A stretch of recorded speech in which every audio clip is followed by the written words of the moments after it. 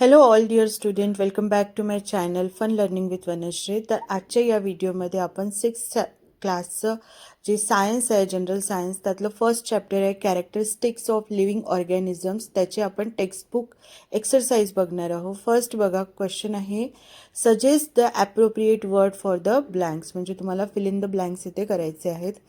A, every living organism produces another living organism like itself is called as a reproduction.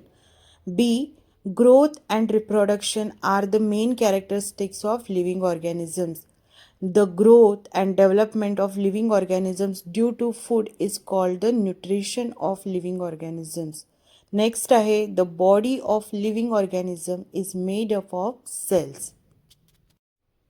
Question number 2 बघा, birds, fish and animals can move and change their position on their own. Shed leaves as well as vehicles like tractors and bullock carts can also change their position.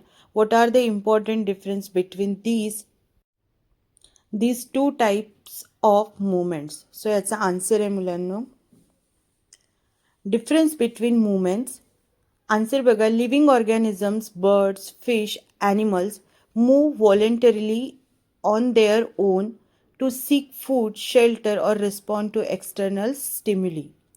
Non-living objects move involuntarily due to external forces such as wind or engine power and lack internal biological process. Question number 3. Germs of many diseases are extremely microscopic. They are so small that they cannot be seen with the naked eye. Do such living organisms reproduce? What do you think? Explain how you decide this. So याचं उत्तर आहे मुलांनो, do microscopic disease germs reproduce? Answer आहे yes, they reproduce. Germs are living organisms and reproduction is a fundamental characteristic of all living things. When inside a host or suitable environment, they multiply to produce new organisms like themselves. Question number 4. Explain that animals like rats, cats, and dogs show awareness of their surroundings through their behavior. Write down your experiences about it and observation of how they behave in a different situation. So हे जे काही animals तुम्हाला दिलेले आहेत, rats, cats and dogs, ते कशा प्रकारे behave करतात डिफरंट सिच्युएशन्समध्ये मुलांना, ते तुम्हाला इथे लिहायचं आहे. Awareness of surroundings in animals. Rats, cats, dogs. बघा, rats immediately run away to hide when they hear a loud noise और सी अ शॅडो. जेव्हा त्यांना डिटेक्टिंग डेंजर, म्हणजे त्यांना वाटते की इथे कुठेतरी खतरा आहे किंवा काहीतरी भीतीचं वातावरण आहे, तर ते तिथून पळून जातात. Cats react instantly to the movement और sound of prey like a mouse और a chase thrown objects. Dogs barks at strangers, perks up ears at soft sound, or run to fetch a thrown ball or a biscuit. Question number 5. Make a list of different types of animals movements along with the animals and that moves in those ways. So that's the answer आहे बघ. Animal movements: walking, running, dogs, cats, cows, horses. Flying मध्ये birds, butterflies, mosquitoes. Swimming, fish, sea turtles. Crawling or slithering, snakes, earthworms. Jumping, hopping मध्ये frogs, grasshoppers. So these are all the animal movements. Question number 6. Plants respond to stimuli. Write down as many observations and experiences as you can which demonstrate this. Answer बघा. Observation demonstrating plants respond to stimuli. Branch growth bends towards the sunlight. Roots grow downwards in search of water, moisture. Leaves of touch me not. Mimosa plant आहे ते. Fold Wien touched, आपण जेव्हा त्याला touch करतो तेव्हा ते fold होऊन जातं. Leaves close during night time and open at sunrise.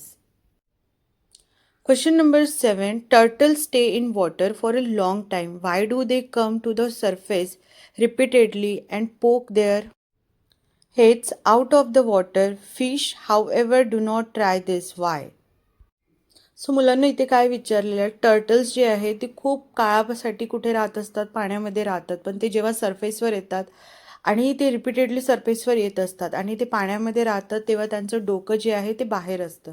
पण फिश आहे, फिश हे असं कधी करत नाही. तर ते तसं का? हे आपल्याला इथे आन्सर द्यायचं आहे. Why do turtles come to the surface but fish do not? Turtles breathe air using lungs, so they must come to the surface regularly to inhale oxygen. Fish possess gills that extract dissolved oxygen directly from water, eliminating the need to come to the surface for air. Question number 8 बघा मुलांनो, the life cycle of frog is given below in a jumbled order. Give the correct number in the boxes to put them in the proper sequence. तर याचं sequence बदललेला आहे. आपल्याला याच्या बॉक्समध्ये काय द्यायचं आहे, नंबर द्यायचे आहेत बघा.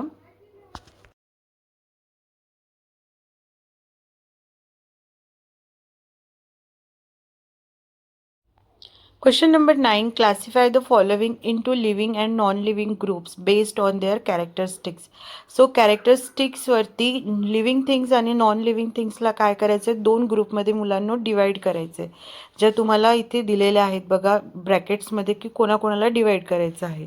सो त्याचा आन्सर काय असेल बघा. लिव्हिंग थिंग्समध्ये काय येणार, बटरफ्लाय, लिव्हिंगमध्ये फिश, येतात बघा tree. Butterfly, non living thing मध्ये फिश, येणार ट्री. नॉन लिव्हिंगमध्ये stone, stone, bicycle, book, air, air, kite, kite, bus. Bus. Question number 10. Write answers to the following questions. So इथे दोन क्वेश्चन्स दिलेले आहे, ए आणि बी. त्याचे आपण आन्सर एकत्र बघूया. क्वेश्चन काय बघा. What are the effects on the animals when there is a drought and there is no food or water available for them. जेव्हा ड्रॉटसारखी सिच्युएशन असते, वॉटर नसतं, तेव्हा त्यांच्यावर काय इफेक्ट होतं ते आपल्याला सांगायचं आहे. सेकंड क्वेश्चन आहे त्यातलंच. A tiger cub grows, does it also develop, explain this statement. आपल्याला ते पण बघूया आपण एकत्र आन्सर बघा. Effects of droughts, lack of food and water leads to malnutrition, stunted growth, weakness, loss of body weight, migration और death in a severe cases. Malnutrition म्हणजे काय, तर ते कुपोषित होत असतात, त्यांना विकनेस येत असतं, त्यांचं बॉडी वेट कमी होतं, ते मायग्रेट करतात, इकडून तिकडे दुसऱ्या ठिकाणी जात असतात किंवा अशा केसेसमध्ये त्या ॲनिमल्स डेथसुद्धा त्यांची होत असते. क्वेश्चन बीचं काय आन्सर आहे. Does a growing tiger cub also develop. Yes. Along with an increase in physical size, height and weight, the tiger cub develops intelligence, body strength, hunting skills and coordination necessary to survive development. म्हणजे जसजसं त्याचं weight वाढतं, त्याची height वाढते, जसं त्याचं physical development होत जाते, तसं त्याचं इंटेलिजन्ससुद्धा वाढत जातो, त्याची बॉडी स्ट्रेंथ वाढते, त्याचे हंटिंग स्किल्स वाढत असतात. सो त्याचं फक्त फिजिकल काय म्हणतात, फिजिकल ग्रोथच होत नाही, तर त्याची इंटेलिजन्स ग्रोथसुद्धा होत असते, जे त्याच्यासाठी गरजेचं आहे. सो आय होप मुलांनो हे जे क्वेश्चन आन्सर आहे तुम्हाला समजले असतील. जर व्हिडिओ तुम्हाला हेल्पफुल वाटला असेल तर व्हिडिओला लाईक करा, शेअर करा आणि चॅनलवर नवीन असणार तर चॅनलला सबस्क्राईब करा. Thank you for watching.